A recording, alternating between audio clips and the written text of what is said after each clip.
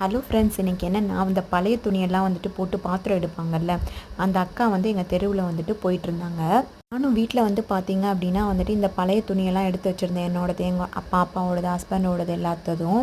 அந்த அக்காவை பார்த்தோன்னே சரி நம்மளும் போடுவோம், இந்த மாதிரி பழைய துணியை போட்டு நமக்கும் ஒரு பாத்திரம் கிடைக்கிது அப்படின்னு சொல்லிட்டு ஒரே எக்ஸைட்மெண்ட்டில் அந்த அக்காவை கூப்பிட்டு எல்லா துணியும் போட்டேன். அந்த அக்கா என்னடான்னா, என்னோடய ஹஸ்பண்டோட பேண்ட்டு, ஷர்ட்டு, டிஷர்ட் மட்டும்தான் எடுத்தாங்க.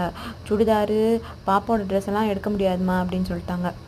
ஷர்ட் வந்து பார்த்திங்கன்னா ரூ. 5க்கும், பேண்ட்டு ரூ. 7, அப்புறம் டிஷர்ட் வந்து ரூ. 3. இதுக்கு தான் வந்து எடுத்தாங்க. மொத்தமாக ரூ. 250 பழைய துணி இருந்துச்சு. நான் வந்து பிரியாணி போடுற மாதிரி ஒரு டப்ரா செட் வந்துட்டு ரொம்ப நாளாக வந்துட்டு வாங்கணும் அப்படின்னு நினச்சிட்டு இருந்தேன். சரி நம்ம இங்கே வாங்கிடுவோம் அப்படின்னு சொல்லிட்டு எவ்வளோன்னு கேட்டேன். ரூ. 700 சொன்னாங்க. சரி நான் ரூ. 600 வந்துட்டு நான் பேரம் பேசினேன். ஒரு வழியாக அந்த அக்காவும் சரி அப்படின்னு சொல்லிட்டாங்க. அப்புறம் ரூ. 250 பழைய துணி போக ரூ. 350 கையில் கொடுத்தேன். கரெக்டான விலைக்கு தான் வாங்கியிருக்கேனா இல்லை ஏமாந்துட்டேனா அப்படிங்கிறத கமெண்ட் செக்ஷன்